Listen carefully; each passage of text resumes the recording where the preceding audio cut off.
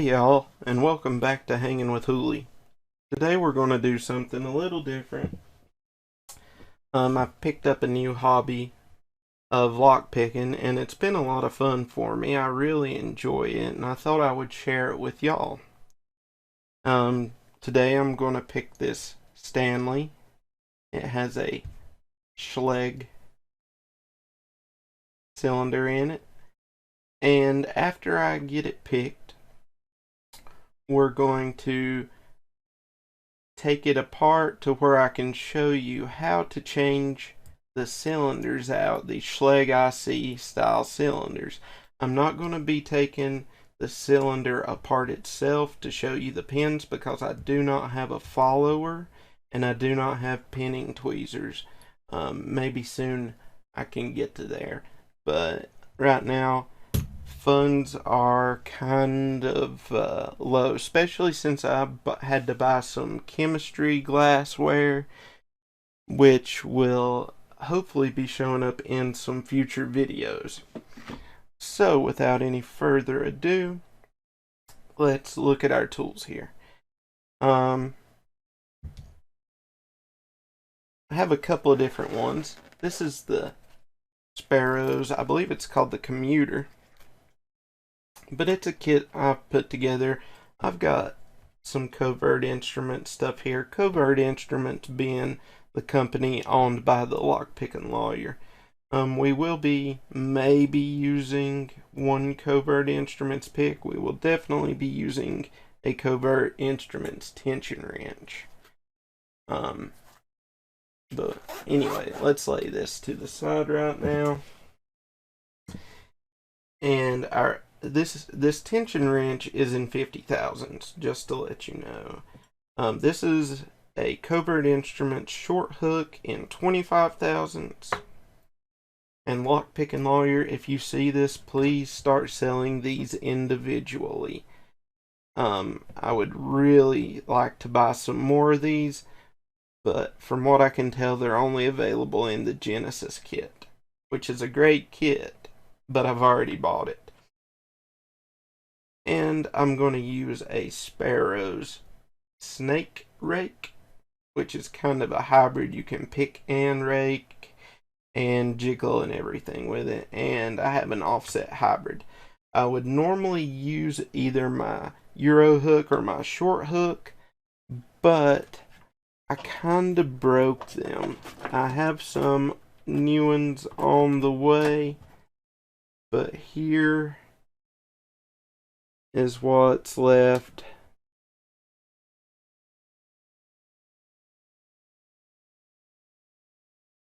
Here is what's left of those. And if you get into this, you are going to break picks. They will not last forever. They are very thin metal. But without further ado, let's try and pick this. And I'm going to try my best to keep it in view of the camera. The camera is actually kind of close to my hand,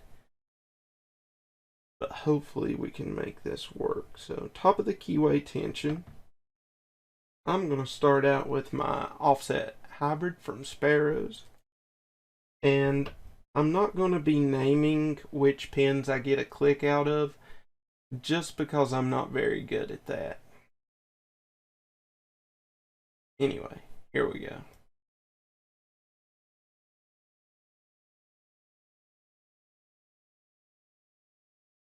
Little click.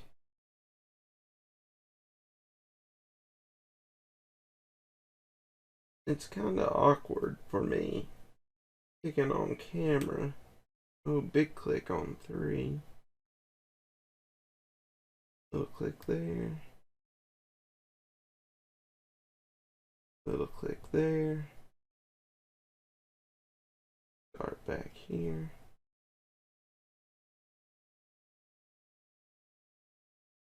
Hopefully I haven't overset any pins.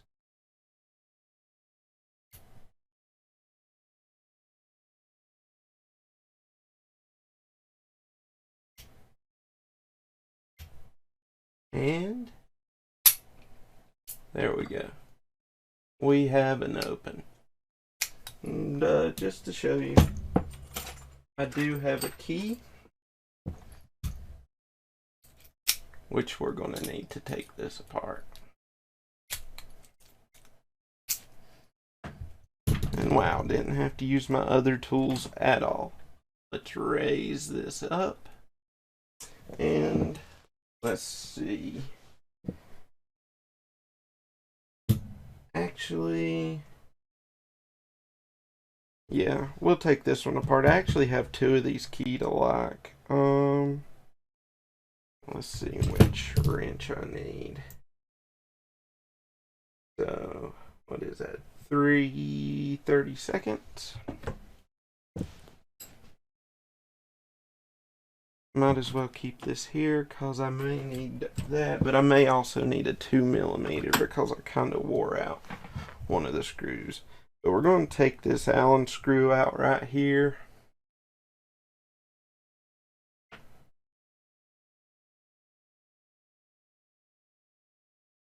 And I'm going to put it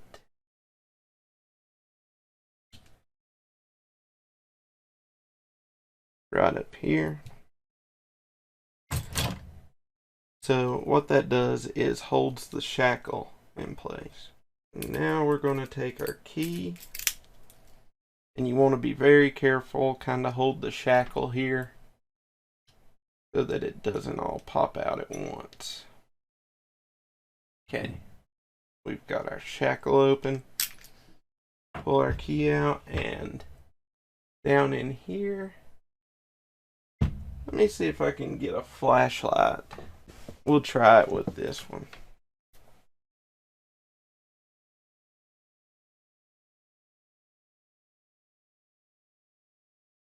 Anyway, there's a spring down in there and another Allen screw. And I'll turn up the light a little more. And let's see. I'm going to get my 2mm to see if that will work.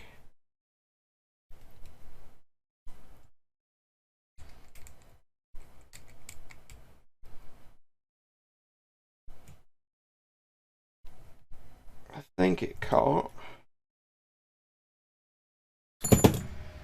Yep, and there it all falls. You got to be very careful.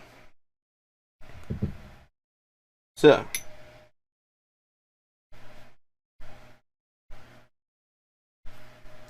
yep, our ball bearing, we need that. That's our drill protection.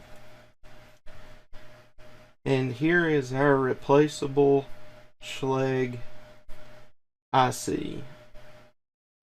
This is not the SFIC, I don't think. I'm not sure which one this is. Maybe the large form factor. I would take it apart and show you the pins in it. However, I do not have a follower to go behind it.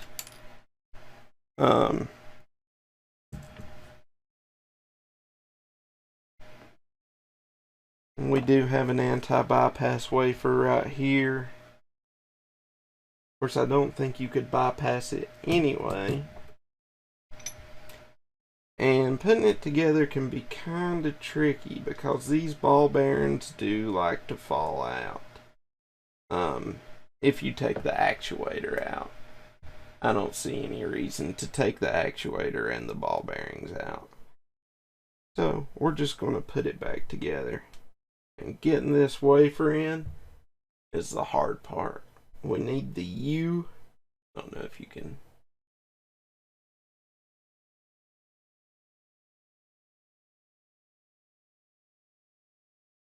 See the U here. Let me see if I can bring up my.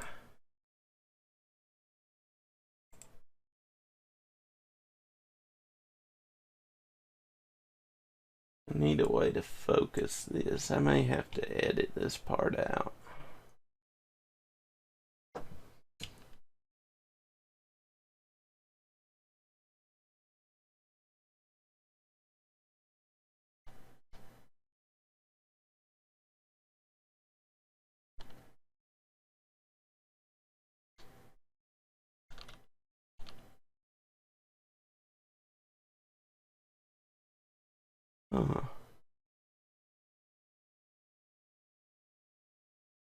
Where is my Logitech camera utility?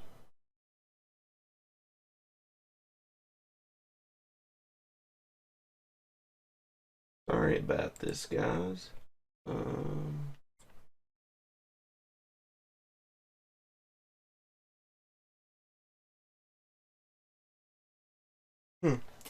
I usually use it to focus.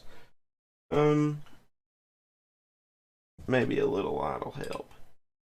But there is a U on there, and we need it turned up. And down in there is a little bit of a slot for it to fit into. Now, this is going to be the hardest part for me, getting it in there correctly. As you can see, I've already messed up.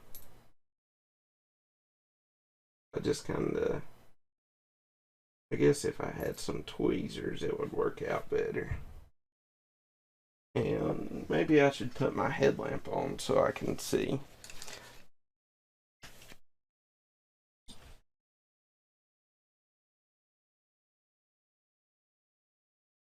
Anyway, I've got it right side up now. I just need to move it over into the right position.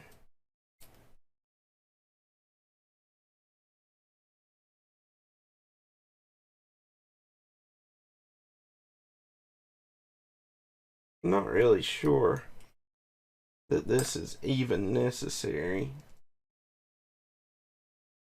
And we'll know if we got it right. We can test it with the key. But we want to hold this spring so nothing falls out. There we go. Popped in then. Okay. Now we're going to take our ball bearing and kind of put it right there. That's offering some drill protection. It's going to sit right here.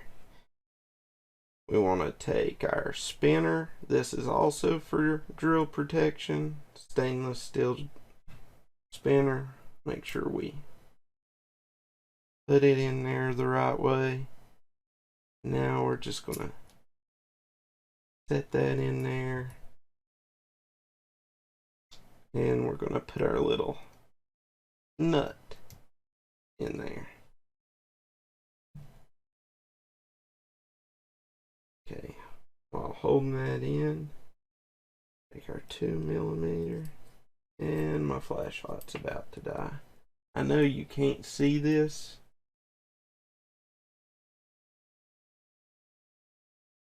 but if you get one of these locks, trust me, you're gonna know.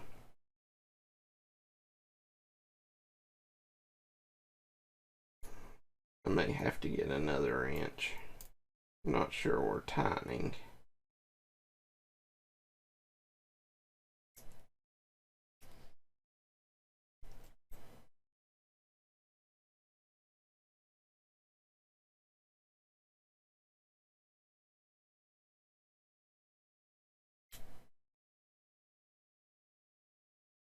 Maybe it was just cross-threaded a little bit.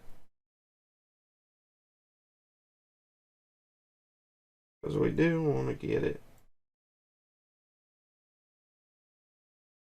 nice and tight. Man, it's really hard for it to stay in there.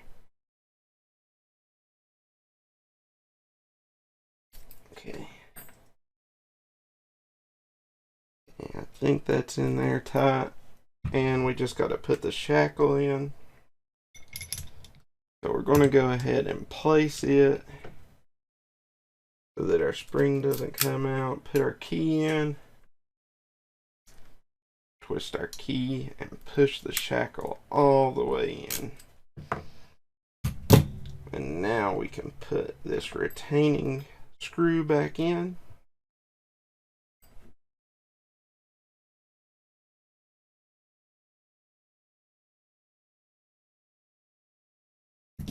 And we will test our lock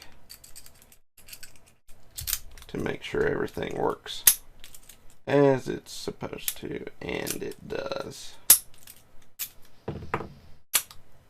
So that's it. I'm going to be making a few more of these videos as I get more locks in. I do hope you enjoyed this. If you did enjoy it, please leave a comment telling me that you did, and also leave a like. And you know, if you're new to the channel and you felt that it was worth it, you might consider subscribing. I'm not going to beg for subscribers. That kind of bothers me. If you didn't like the video, please hit that thumbs down. If you liked it, thumbs up. If you didn't, thumbs down. I would appreciate both of those. So, anyway, please let me know what you think in the comments, and let me know if you are a lock picker. Also, I guess I should give you a close-up of the bitting of the key. It'll focus. There we go. It is a 6-pin key. Got some highs and lows. It doesn't stair step. And it is a Schleg key. So, that's all from me. And I hope you all have a nice day. Thanks for watching.